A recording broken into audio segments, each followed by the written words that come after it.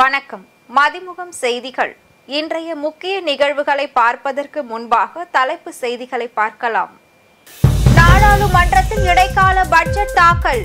நாடு அடைந்துள்ள வளர்ச்சி குறித்து வெள்ளை அறிக்கை வெளியிடப்படும் என நிர்மலா சீதாராமன் பேச்சு. ஆளுநர் உரையுடன் 12ஆம் தேதி கூடுகிறது தமிழக சட்டசபை கூட்டத்தொடர். 19ஆம் தேதி நிதிநிலை அறிக்கை தாக்கல் செய்யப்படும் என சட்டப்பேரவை தலைவர் அப்பாவு பேட்டி. பாஜக ஆட்சியின் தோல்வியை இடைக்கால பட்ஜெட் பிரதிபலிக்கிறது. இடைக்கால பட்ஜெட் குறித்து வைகோ விமர்சனம். ஜார்க்கண்ட் முன்னாள் முதல்வர் ஹேமந்த் சோரனுக்கு ஒரு நாள் நீதிமன்ற காவல். ஹேமந்த் சோரன் கைதுக்கு முதலமைச்சர் மு.க. ஸ்டாலின் கண்டனம். சாதி மதம் அற்றவர் என சான்று வழங்க வருவாய்த்துறை அதிகாரிகளுக்கு அதிகாரம் இல்லை. சென்னை உயர் நீதிமன்றம் அதிரடி தீர்ப்பு. விரிவான செய்திகள். நாடாளுமன்றத்தில் ஒன்றிய நிதியமைச்சர் நிர்மலா சீதாராமன் இடைக்கால பட்ஜெட்டை தாக்கல் செய்தார். நாடாளுமன்றத்தில் இடைக்கால பட்ஜெட் கூட்டத்தொடர் நேற்று குடியரசுத் தலைவர் திரௌபதி முர்மு உரையுடன் தொடங்கியுள்ளது. அதைத் தொடர்ந்து இன்று நிதியமைச்சர் நிர்மலா சீதாராமன் இடைக்கால பட்ஜெட்டை தாக்கல் செய்தார். அதில் தற்போது அரசின் செலவு 44.90 லட்சம் கோடி என்றும் வரி வருவாய் மதிப்பீடு 27.56 லட்சம் கோடி மற்றும் நிதி பற்றாக்குறை 5.8% உள்ளதாக தெரிவித்தார். வரும் 5 ஆண்டுகளில் கிராமப்புறங்களில் 2 கோடி வீடுகள் கட்டித்தரப்படும் என்றும் வீடுகளின் மேற்கூரையில் சூரிய ஒளி மின் உற்பத்திக்கு வழிவகை செய்தால் 300 யூனிட் மின்சாரம் இலவசம் என அறிவித்தார். நாடு முழுவதும் மருத்துவ கல்லூரிகளின் எண்ணிக்கை அதிகரிக்கப்படும் என தெரிவித்த அவர், பெண்களை தாக்கும் கர்ப்பப்பை புற்றுநோயை தடுக்க தடுப்பூசி வழங்கும் திட்டம் அறிமுகமாக உள்ளதாக தெரிவித்தார். ஆராய்ச்சி மற்றும் புத்தாக்க திட்டங்களை ஊக்குவிக்க 1 லட்சம் கோடி நிதி வழங்கப்படும் என்றும் அங்கன்வாடி பணியாளர்களுக்கும் ஆயுஷ்மான் பாரத் திட்டம் விரிவுபடுத்தப்படும் என உறுதியளித்தார். முன்னதாக தனது உரையில் 10 ஆண்டு கால பாஜக அரசின் பொருளாதார சாதனைகள் மற்றும் நடவடிக்கைகள் குறித்து பேசினார். அதில் பாஜக அரசின் 10 ஆண்டு கால ஆட்சியில் இந்திய பொருளாதாரம் வரலாறு காணாத அளவிற்கு வளர்ச்சி அடைந்துள்ளதாக தெரிவித்தார்.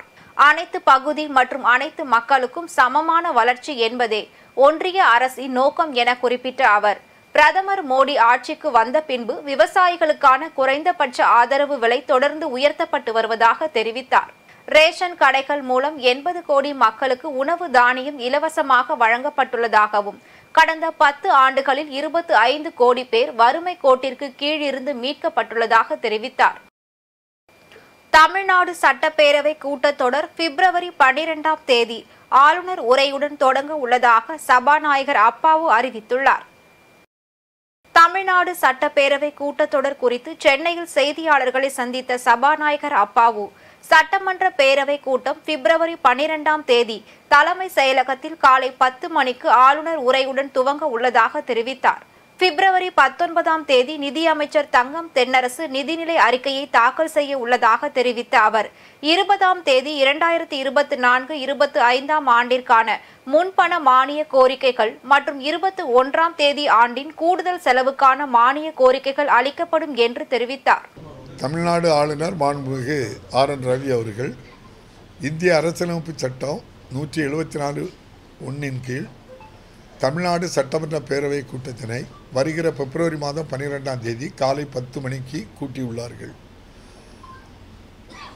இந்திய அரசியலமைப்பு சட்டம் விதி 176(1) கீழ் நம்முடைய மாண்புமிகு ஆளுநர் அவர்கள் அன்றைய தினம் காலை 10 மணிக்கு கூட இருக்கின்ற சட்டப்பேரவையில் ஆளுநர் உரை நிகழ்த்துகின்றார்கள். மாண்புமிகு தமிழ்நாடு நிதியமைச்சர் மாண்புமிகு தங்கம் தென்னரசு அவர்கள் பிப்ரவரி மாதம் 19ஆம் தேதி 2024-25ஆம் ஆண்டுக்கான நிதிநிலை அறிக்கையினையும் 20ஆம் தேதி 2024-25ஆம் ஆண்டிற்கான முன்பண மானிய கோரிக்கையினையும் 2023-24ஆம் ஆண்டுக்கான நம்முடைய கூடுதல் செலவுக்கான நிதியினையும் அறிக்கையாக தாக்கல் செய்ய இருக்கின்றார்கள். 10 ஆண்டு கால ஒன்றிய பாஜக ஆட்சியின் தோல்வியை இடைக்கால பட்ஜெட் பிரதிபலிப்பதாக மதிமுக பொதுச் செயலாளரும் மாநிலங்களவை உறுப்பினருமான வைகோ தெரிவித்துள்ளார். இது தொடர்பாக அவர் வெளியிட்டுள்ள அறிக்கையில், கடந்த 10 ஆண்டுகளாக பணவீக்க விகிதம் குறையவில்லை என்றும் 2023 நவம்பரில் சில்லறை பணவீக்கம் 5.55 விழுக்காடாக இருந்த நிலையில் டிசம்பர் மாதம் 5.69 விழுக்காடு அளவாக உயர்ந்திருப்பதால் விலைவாசி கடுமையாக அதிகரித்து வருவதாக குறிப்பிட்டுள்ளார். பன்னாட்டு சந்தையில் கச்சா எண்ணெயின் விலை வீழ்ச்சி அடைந்த போதிலும் பெட்ரோல் டீசல் மீதான வரிகளை இந்திய அரசு குறைக்கவில்லை என குறிப்பிட்டுள்ள வைகோ, இந்தியாவில் வேலை வாய்ப்பை பெறுவதில் நாடு முழுவதும் சமமற்ற தன்மையை நீட்டிப்பதாக தெரிவித்துள்ளார். நாட்டின் ஒட்டுமொத்த பொருளாதார வளர்ச்சியில் வேளாண்மை துறையின் பங்கு குறைந்து வருவதாகவும், மகாத்மா காந்தி ஊரக வேலை வாய்ப்பு உறுதி அளிப்பு திட்டத்திற்கான நிதி குறைக்கப்பட்டது மட்டும் இன்றி ஆதார் இணைப்பு இல்லை என 11 கோடி ஏழை மக்களை பயனாளிகள் பட்டியலில் இருந்து ஒன்றிய அரசு நீக்கி இருப்பதாக தெரிவித்துள்ளார். 10 ஆண்டுகளில் 19 எய்ம்ஸ் மருத்துவமனைகள் புதிதாக ஏற்படுத்தப்பட்டுள்ளன என்று அறிவித்துள்ள நிதியமைச்சர், தமிழ்நாட்டில் மதுரையில் பிரதமர் அடிக்கல் நாட்டிய எய்ம்ஸ் மருத்துவமனை பற்றி எதுவும் பேசவில்லை எனவும் வைகோ சுட்டிக்காட்டியுள்ளார். புத்தாக்க ஆராய்ச்சி திட்டங்களுக்கு 1 லட்சம் கோடி ஒதுக்கீடு, பெண்களின் கர்ப்பப்பை வாய் புற்றுநோயை தடுக்க தடுப்பூசி திட்டம், சூரிய ஒளி மின்சார கட்டமைப்பு அமைப்புக்கும் குடியிருப்புகளுக்கும் 300 யூனிட் இலவச மின்சாரம் போன்ற அறிவிப்புகள் வரவேற்கத்தக்கவையாக இருந்தாலும் ஒட்டுமொத்தமாக இடைக்கால நிதிநிலை அறிக்கை 10 ஆண்டு கால பாஜக அரசின் தோல்வியை பிரதிபலிப்பதாக உள்ளதாக வைகோ தமது அறிக்கையில் குறிப்பிட்டுள்ளார். ஜார்க்கண்ட் முதலமைச்சர் ஹேமந்த் சோரன் கைதுக்கு முதலமைச்சர் மு.க. ஸ்டாலின் கண்டனம் தெரிவித்துள்ளார். சுரங்க முறைகேடு வழக்குடன் தொடர்புடைய பண மோசடி வழக்கில் ஜார்க்கண்ட் முதலமைச்சர் ஹேமந்த் சோரனை அமலாக்கத்துறை அதிகாரிகள் கைது செய்தனர். கைது நடவடிக்கைக்கு முன்னதாக முதலமைச்சர் பதவியை ஹேமந்த் சோரன் ராஜினாமா செய்தார். இது தொடர்பான மனு உச்ச நீதிமன்றத்தில் தாக்கல் செய்யப்பட்டுள்ள நிலையில் நாளை தலைமை நீதிபதி டி.ஒய். சந்திரசூட், நீதிபதிகள் ஜே.பி. பர்திவாலா, மனோஜ் மிஸ்ரா ஆகியோர் கொண்ட அமர்வு முன்பு விசாரணைக்கு வர உள்ளது. இந்நிலையில் ஜார்க்கண்ட் முதலமைச்சர் ஹேமந்த் சோரன் கைதுக்கு முதலமைச்சர் மு.க. ஸ்டாலின் கண்டனம் தெரிவித்துள்ளார். இதுகுறித்து அவர் வெளியிட்டுள்ள எக்ஸ் பதிவில், ஹேமந்த் சோரன் கைது மூலம் பாஜகவின் அரசியல் பழிவாங்கும் நடவடிக்கை வெட்ட வெளிச்சமாகியுள்ளதாக தெரிவித்துள்ளார். பழங்குடியினத்தை சேர்ந்த ஒரு தலைவரை விசாரணை அமைப்பு மூலம் துன்புறுத்துவது தரம் தாழ்ந்த நடவடிக்கை என்றும், விரக்தியின் வெளிப்பாடாக அதிகார அத்துமீறலில் பாஜக ஈடுபட்டுள்ளதை இந்த கைது வெளிக்காட்டுவதாக அவர் பதிவிட்டுள்ளார். அதேபோல் அமைச்சர் உதயநிதி ஸ்டாலின் வெளியிட்டுள்ள எக்ஸ் பதிவில், தேர்தல் நெருங்கி வரும் நிலையில் எதிர்க்கட்சி தலைவர்களின் நடவடிக்கைகளை கட்டுப்படுத்துவதற்கு சாத்தியமான அனைத்து கொடூரமான வழிகளையும் முயற்சிகளையும் பாசிச அரசு பயன்படுத்துவதாக தெரிவித்துள்ளார். தமிழகத்திற்கு பிப்ரவரி மாதத்திற்கான 2.5 TMC தண்ணீரை திறந்துவிட வேண்டும் என கர்நாடக அரசுக்கு காவிரி மேலாண்மை ஆணையம் உத்தரவிட்டுள்ளது. தமிழகத்திற்கு தண்ணீர் திறந்துவிட வேண்டும் என கர்நாடக அரசுக்கு காவிரி மேலாண்மை ஆணையம் உத்தரவிட்டும் குறைவான அளவே திறக்கப்பட்டது. இந்நிலையில் காவிரி மேலாண்மை ஆணையத்தின் 28வது கூட்டம் டெல்லியில் கூடியது. கூட்டத்தின் முடிவில் தமிழகத்திற்கு பிப்ரவரி மாதத்திற்கான 2.5 TMC தண்ணீரை வினாடிக்கு 998 கன அடி வீதம் திறந்துவிட வேண்டும் என கர்நாடக அரசுக்கு ஆணையம் உத்தரவிட்டுள்ளது. சாதி மதம் அற்றவர் என்ற சான்றிதழ் வழங்க வருவாய்த்துறை அதிகாரிகளுக்கு அதிகாரம் இல்லை என சென்னை உயர்நீதிமன்றம் தெரிவித்துள்ளது. திருப்பத்தூர் மாவட்டத்தை சேர்ந்த சந்தோஷ் என்பவர் தனக்கு சாதி மதம் அற்றவர் என்று சான்றிதழ் வழங்க திருப்பத்தூர் மாவட்ட வருவாய்த்துறைக்கு உத்தரவிட வேண்டும் என சென்னை உயர்நீதிமன்றத்தில் மனு தாக்கல் செய்திருந்தார். இந்த வழக்கை விசாரித்த நீதிபதி, அரசின் பட்டியலில் குறிப்பிடப்பட்டுள்ள சான்றிதழ்களை மட்டுமே வருவாய்த்துறை அதிகாரிகள் வழங்க அதிகாரம் உள்ளதாகவும், சாதி மதம் அற்றவர் என்று சான்றிதழ் வழங்க வருவாய்த்துறை அதிகாரிகளுக்கு அதிகாரம் இல்லை என தெரிவித்தார். இத்தகைய சான்றிதழ் வழங்குவது மூலம் சொத்து வாரிசுரிமை, இடஒதுக்கீடு ஆகியவற்றில் தனிப்பட்ட சட்டங்களை பயன்படுத்தும் போது கடும் விளைவுகளை ஏற்படுத்தும் என்றும், இது எதிர்கால சந்ததியினரை பாதிக்கும் என்று கருத்து தெரிவித்தார். அரசு உத்தரவுப்படி கல்வி நிலைய விண்ணப்பங்களில் சாதி மதம் தொடர்பான இடத்தை பூர்த்தி செய்யாமல் அப்படியே விட்டுவிடலாம் எனவும் நீதிபதி அறிவுறுத்தினார். தமிழகத்தில் தற்போது எந்த நோய் பரவலும் இல்லை என அமைச்சர் மா. சுப்பிரமணியன் தெரிவித்துள்ளார். சென்னை அரசு மருத்துவக் கல்லூரி மருத்துவமனையில் பல்வேறு வசதிகளுடன் மாணவர்களுக்கான தங்கும் விடுதி கட்டிடம் மற்றும் அரசு பல் மருத்துவக் கல்லூரி மருத்துவமனையில் விடுதி கட்டிடம் ஆகியவற்றிற்கு மக்கள் நல்வாழ்வுத்துறை அமைச்சர் மா. சுப்பிரமணியன் அடிக்கல் நாட்டினார். அப்போது பேசிய அவர், அரசு மருத்துவமனைகளில் காலியாக மருத்துவ பணியிடங்களை நிரப்ப மருத்துவ தேர்வு வாரியம் மூலம் மருத்துவர்கள் தேர்வு செய்யப்பட்டுள்ளதாக தெரிவித்தார். மாண்புமிகு தமிழ்நாட்டின் முதலமைச்சர் அவர்களுடைய வழிகாட்டுதலோடு 1021 மருத்துவர்களுக்கு நேர்காணல் பத்திரிகைகளின் வாயிலாகவும் MRB என்று சொல்லக்கூடிய மெடிக்கல் சர்வீசஸ் ரெக்ரூட்மெண்ட் போர்டு என்கின்ற அமைப்பின் சார்பில் தேர்வுகள் நடத்தப்பட்டது. தேர்வுகள் நடத்தப்பட்டு கொண்டிருக்கிற போதே அவர்களுக்கு கொரோனா காலத்தில் பணியாற்றியவர்களுக்கு மெரிட் மதிப்பெண்கள் தரப்பட வேண்டும் என்கின்ற கோரிக்கை வந்தது. அந்த மதிப்பெண்களுக்கும் மாண்புமிகு முதல்வர் அவர்கள் இசைவு தந்து இன்றைக்கு கொரோனா காலத்தில் பணியாற்றியவர்களுக்கு ஒரு 5 மதிப்பெண்கள் என்கின்ற வகையில் மதிப்பெண்களையும் தந்து அந்த வகையில் அந்த தேர்வு முழுமை பெற்று சர்டிஃபிகேட் வெரிஃபிகேஷன் என்கின்ற வகையில் சான்றிதழ்கள் சரிபார்க்கும் பணி நேற்று இரவோடு முழுமை பெற்றிருக்கிறது. அந்த வகையில் இன்றைக்கு 1021 மருத்துவர்களும் தேர்வு செய்யப்பட்டு இன்று பிற்பகல் 12 மணிக்கு மேல் அவருடைய பட்டியல் வெளியிடப்படவிருக்கிறது. தமிழ்நாட்டில் செயல்பட்டு வரும் அரசு பள்ளிகளில் பிப்ரவரி 10ஆம் தேதிக்குள் ஆண்டு விழா நடத்த பள்ளி கல்வித்துறை உத்தரவு பிறப்பித்துள்ளது. தமிழ்நாட்டில் உள்ள 37,576 அரசு பள்ளிகளிலும் மாணவர்களின் தனித்திறன்களை அவர் தம் பெற்றோர்கள் மற்றும் பொதுமக்கள் முன்னிலையில் சிறப்பாக வெளிப்படுத்த ஏதுவாக அரங்கம் அமைக்க உரிய நடவடிக்கைகளை மேற்கொள்ள அறிவுறுத்தப்பட்டுள்ளது. அனைத்து அரசு பள்ளிகளிலும் 10ஆம் தேதிக்குள் ஆண்டு விழாவினை நடத்திட தேவையான நடவடிக்கைகள் மேற்கொள்ள அனைத்து மாவட்ட முதன்மை கல்வி அலுவலர் மற்றும் மாவட்ட கல்வி அலுவலருக்கு உத்தரவிடப்பட்டுள்ளது. 19 கிலோ எடை கொண்ட வணிக பயன்பாட்டிற்கான சிலிண்டர் விலை 12 ரூபாய் 50 காசுகள் உயர்த்தப்பட்டுள்ளன. சர்வதேச அளவில் கச்சா எண்ணெய் விலையில் ஏற்படும் மாற்றங்களை பொறுத்து எண்ணெய் நிறுவனங்கள் சிலிண்டர் விலையை நிர்ணயித்து வருகிறது.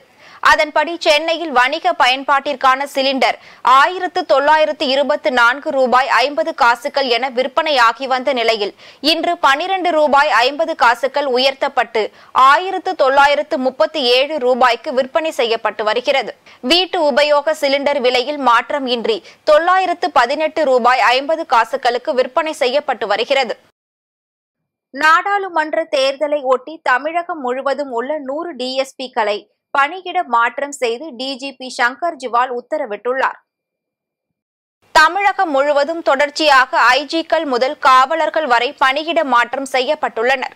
3 ஆண்டுகள் ஒரே இடத்தில் பணிபுரியும் காவல்துறையினரை உடனடியாக மாற்ற வேண்டும் என டிஜிபி ஏற்கனவே சுற்றறிக்கை அனுப்பியிருந்த நிலையில் இந்த இடமாற்றம் அறிவிப்பு வெளியிடப்பட்டுள்ளது. விரைவில் நாடாளுமன்ற தேர்தல் நடைபெற உள்ளதை ஒட்டி தமிழகம் முழுவதும் உள்ள 100 DSP-க்களை பணியிட மாற்றம் செய்து டிஜிபி சங்கர் ஜிவால் உத்தரவிட்டுள்ளார். பல்வேறு மாவட்டங்களில் நடைபெற்ற தகவல்களை களத்தில் மதிமுகம் பகுதியில் பார்க்கலாம்.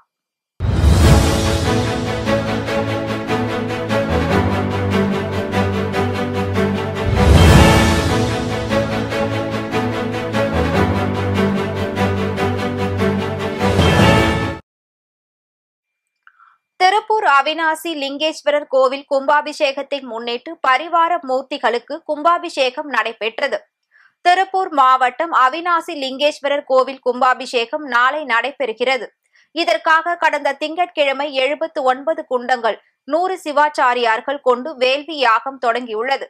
இதைத் தொடர்ந்து 100 அவிநாசி லிங்கேஸ்வரர் கோவிலில் கொடிமரம் மற்றும் பரிவார தெய்வங்களான கனகசபை, பால தண்டாயுத பாணி, 63 நாயன்மார்கள் உள்ளிட்ட பரிவார தெய்வங்களின் தீர்த்த கலசங்கள் புறப்பாடு நடைபெற்று கும்பாபிஷேகம் நடைபெற்றது.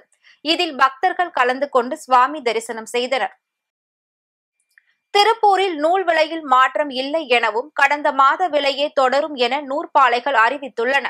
பின்னல் ஆடை தயாரிப்புக்கு மிக முக்கிய மூலப்பொருளாக நூல் இருந்து வருகிறது. நூல் விலையை பொறுத்து ஆடைகளின் விலை நிர்ணயம் செய்யப்படுகிறது. அதன்படி நடப்பாண்டில் பிப்ரவரி மாதத்திற்கான நூல் விலையை நூற்பாலைகள் அறிவித்துள்ளது. இதில் நூல்களில் எந்தவித ஏற்றமும் இறக்கமும் இன்றி கடந்த மாத நூல் விலையே தொடரும் எனவும் அறிவித்துள்ளது. அரியலூர் மாவட்டம் ஜெயங்கொண்டம் நகராட்சிக்கு உட்பட்ட 21 வார்டுகளில் மாவட்ட ஆட்சியர் ஆனிமேரி ஸ்வர்ணா ஆய்வு பணி மேற்கொண்டார். வார்டுகளில் குடிநீர் விநியோகம் முறையாக வழங்கப்படுகிறதா, வார்டு பகுதிகளில் கொசு ஒழிப்பதற்கு புகை மருந்து அடிக்கப்படுகிறதா, குப்பைகள் முழுமையாக அகற்றப்படுகிறதா என ஆய்வு மேற்கொண்டார். தொடர்ந்து அண்ணா சிலை அருகில் உள்ள மேல்நிலை நீர்த்தேக்க தொட்டி மாதந்தோறும் தூய்மை பணி மேற்கொண்டு பராமரிக்கப்படுகிறதா, குடிநீரில் குளோரின் அளவு சரியானதாக உள்ளதா என்பதும் குறித்தும் ஆய்வு மேற்கொண்டார். திருவள்ளூர் மாவட்டம் பொன்னேரி புதிய காவல் நிலைய பணிகளை ஆவடி துணை காவல் ஆணையர் பாலகிருஷ்ணன் குத்துவிளக்கேற்றி துவக்கி வைத்தார். திருவள்ளூர் மாவட்டம் பொன்னேரி, திருப்பாலைவனம் காவல் நிலையங்கள் திருவள்ளூர் மாவட்ட காவல்துறை கட்டுப்பாட்டில் இருந்து ஆவடி காவல் ஆணையரகத்திற்கு மாற்றப்பட்டு இணைக்கப்பட்டுள்ளது. அதற்கான பணிகளை துணை காவல் ஆணையர் பாலகிருஷ்ணன் குத்துவிளக்கேற்றி வான்தந்தி மூலம் காவல் ஆணையரகத்துடன் தொடர்பு ஏற்படுத்தி பணிகளை துவக்கி வைத்தார். இந்நிகழ்ச்சியில் கூடுதல் கண்காணிப்பாளர் மீனாட்சி, பொன்னேரி சட்டமன்ற உறுப்பினர் துரை சந்திரசேகர் உள்ளிட்ட அதிகாரிகள் உடன் இருந்தனர். கோபிச்செட்டிப்பாளையம் அருகே உள்ள சவுண்டப்பூர் ஊராட்சியில் 50 லட்சம் மதிப்பீட்டில் புதிய வளர்ச்சி பணிகளை அமைச்சர் முத்துசாமி கலந்து கொண்டு தொடங்கி வைத்தார். ஈரோடு மாவட்டம் கோபிச்செட்டிப்பாளையம் அருகே உள்ள சவுண்டப்பர் ஊராட்சி சா கணபதி பாளையத்தில் 50 லட்சம் மதிப்பீட்டில் புதிய அங்கன்வாடி மைய கட்டிடம், 60,000 கொள்ளளவு கொண்ட மேல்நிலை குடிநீர் தொட்டி, கான்கிரீட் தளம் உள்ளிட்ட புதிய வளர்ச்சி திட்ட பணிகள் தொடக்க நிகழ்ச்சி ஊராட்சி மன்ற தலைவர் சுரேஷ் தலைமையில் நடைபெற்றது. இந்நிகழ்ச்சியில் வீட்டு வசதித்துறை, மதுவிலக்கு மற்றும் ஆயத்தீர்வைத்துறை அமைச்சர் முத்துசாமி, அந்தியூர் சட்டமன்ற உறுப்பினர் வெங்கடாச்சலம் ஆகியோர் கலந்து கொண்டு அடிக்கல் நாட்டி பணிகளை தொடங்கி வைத்தனர். காரைக்கால் அடுத்த பட்டினச்சேரி கிராம மீனவர்கள் பல்வேறு கோரிக்கைகளை வலியுறுத்தி 8 நாட்களுக்கும் மேலாக தொடர் வேலைநிறுத்த போராட்டத்தில் ஈடுபட்டு வரும் நிலையில் தங்களது கோரிக்கைகளுக்கு விரைவில் நடவடிக்கை எடுக்கப்படும் என்று மாவட்ட ஆட்சியர் உறுதி அளித்ததை தொடர்ந்து மீனவர்கள் தங்களது போராட்டத்தை கைவிட்டு தற்காலிகமாக நிறுத்தி வைத்தனர். மாவட்ட ஆட்சியர் எங்கள்கிட்ட தேடி வந்தார். எங்கள்கிட்ட அவரும் பேசினார். உங்கள் கோரிக்கை நிறைவேற்றப்படும் உறுதி கொடுத்தாரு. அதை நாங்கள் என்ன பண்ண எழுத்துப்புறம் உறுதி கொடுக்கணும்னு சொல்லிட்டு அவர் கேட்டிருக்கோம். அவரும் தருவார். அதனால் தற்காலிகமாக இந்த போராட்டத்தை இப்போதைக்கு ஒத்தி வைக்கிறோம். கரூர் மாவட்ட தீயணைப்பு துறை சார்பாக சாலை பாதுகாப்பு விழிப்புணர்வு பேரணியை மாவட்ட தீயணைப்பு அலுவலர் வடிவேல் கொடியசைத்து துவக்கி வைத்தார். தலைக்கவசம், உயிர்கவசம், சீட் பெல்ட் அணிந்து வாகனத்தை ஓட்டவும், செல்போன் பேசிக்கொண்டு வாகனத்தை ஓட்டாதீர்கள் என்று விழிப்புணர்வு ஏற்படுத்தி தீயணைப்பு துறை வீரர்கள் 2 சக்கர வாகனத்தில் சென்றனர். திருப்பூர் மாவட்டம் உடுமலையில் நோவா உலக சாதனை புத்தகத்தில் இடம்பெற்ற தனியார் பள்ளி மாணவ மாணவிகள் தமிழ் மொழியை மேம்படுத்துவதற்காக 15 நிமிடம் ஜிம்னாஸ்டிக் மற்றும் நடனமாடி சாதனை படைத்துள்ளனர். மேலும் அதற்கான சான்றிதழை பள்ளி செயலர் RKR கார்த்திக் குமார் அவர்களிடம் வழங்கினார். மேலும் தமிழை வளர்க்க நடனமாடியது புது அனுபவமாக இருந்ததாகவும் இன்னும் இது போன்ற முயற்சிகளை செய்ய இருப்பதாகவும் பங்கு பெற்ற மாணவ மாணவிகள் கூறினர். மதுராந்தகம் அருகே அரசு பேருந்து மீது பாமகவினர் சென்ற வேன் மோதிய விபத்தில் 10க்கும் மேற்பட்டோர் காயமடைந்தனர். திண்டுக்கல் மாவட்டத்தில் இருந்து சென்னையில் நடைபெறும் பாமக கூட்டத்திற்கு கலந்து கொள்வதற்காக சுற்றுலா வேனில் 20க்கும் மேற்பட்டோர் சென்னை நோக்கி சென்றுள்ளனர். அப்பொழுது பேருந்து நிறுத்தத்தில் நின்று கொண்டிருந்த அரசு பேருந்தின் பின்னால் வேன் வேகமாக மோதி விபத்துக்குள்ளானது. இந்த விபத்தில் 10ற்கும் மேற்பட்டோர் காயமடைந்தனர். காயமடைந்தவர்களை அப்பகுதியில் இருந்த பொதுமக்கள் மீட்டு மதுராந்தகம் அரசு மருத்துவமனைக்கு சிகிச்சைக்காக அனுப்பி வைத்தனர். இந்த விபத்தின் காரணமாக திருச்சி சென்னை தேசிய நெடுஞ்சாலையில் சுமார் 3 கிலோமீட்டர் தூரத்திற்கு போக்குவரத்து நெரிசல் ஏற்பட்டது. சென்னை பள்ளிக்கரணையில் உள்ள சமுதாய நலக்கூடத்தில் பாஜக சென்னை கிழக்கு மாவட்டம் மற்றும் மகளிர் சுய உதவிக்குழுக்கள் இணைந்து சமத்துவ பொங்கல் விழாவினை வெகு விமர்சையாக கொண்டாடினர். சென்னை கிழக்கு மாவட்ட பாஜக செயலாளர் லதா ஏற்பாட்டில் நடைபெற்ற இந்த பொங்கல் விழாவில் 300க்கும் மேற்பட்ட மகளிர் சுய உதவிக்குழு பெண்கள் கலந்து புதுப்பானை வைத்து பொங்கலிட்டனர்.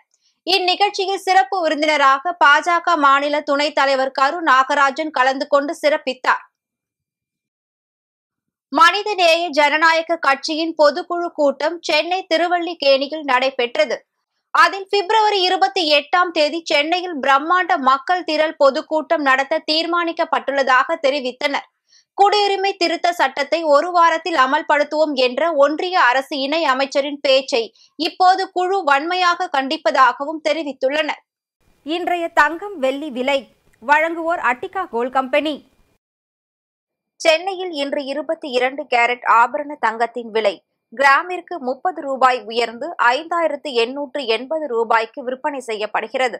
மேலும் ஒரு சவரன் ஆபரண தங்கத்தின் விலை 240 ரூபாய் உயர்ந்து 47,040 ரூபாய்க்கு விற்பனை செய்யப்படுகிறது. வெள்ளியின் விலை கிராமிற்கு 20 காசுகள் குறைந்து 1 கிராம் வெள்ளியின் விலை 77 ரூபாய் 80 காசுகளுக்கும் 1 கிலோ வெள்ளியின் விலை 77,800 ரூபாய்க்கும் விற்பனை செய்யப்படுகிறது.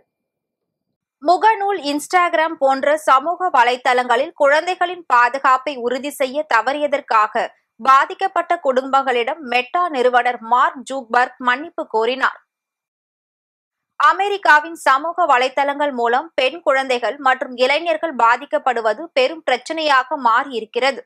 கடந்த ஆண்டில் குழந்தைகளுக்கு எதிரான பாலியல் துன்புறுத்தல் அதிகரிக்கவே மெட்டா உள்ளிட்ட முன்னணி சமூக வலைதளங்கள் மீது பல்வேறு மாகாணங்களில் வழக்கு பதிவானது. இந்நிலையில் நேற்று அமெரிக்க செனட் சபையில் குழந்தைகளின் பாதுகாப்பு சார்ந்த பல்வேறு பிரச்சனைகள் குறித்து விசாரணை நடத்தப்பட்டது.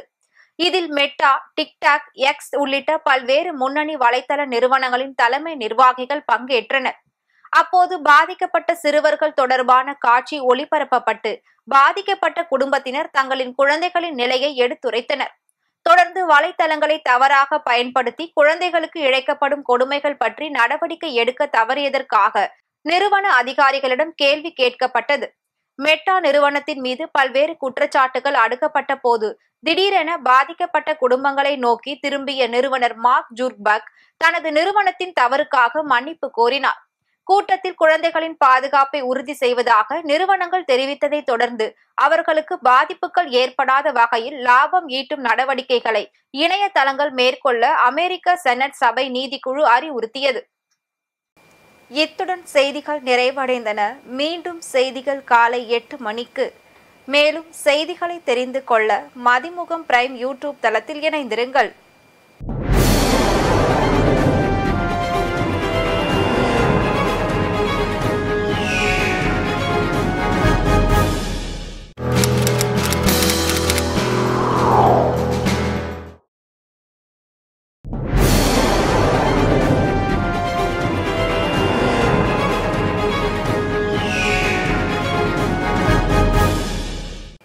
வணக்கம்.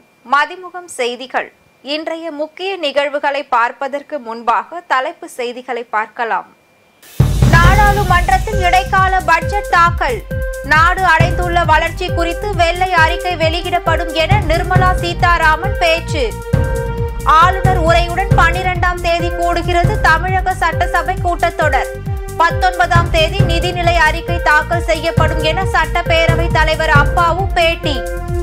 பாஜக ஆட்சியின் தோல்வியை இடைக்கால பட்ஜெட் பிரதிபலிக்கிறது. இடைக்கால பட்ஜெட் குறித்து வைகோ விமர்சனம். ஜார்க்கண்ட் முன்னாள் முதல்வர் ஹேமந்த் சோரனுக்கு 1 நாள் நீதிமன்ற காவல். ஹேமந்த் சோரன் கைதுக்கு முதலமைச்சர் மு.க. ஸ்டாலின் கண்டனம். சாதி மதம் அற்றவர் என சான்று வழங்க வருவாய்த்துறை அதிகாரிகளுக்கு அதிகாரம் இல்லை. சென்னை உயர் நீதிமன்றம் அதிரடி தீர்ப்பு.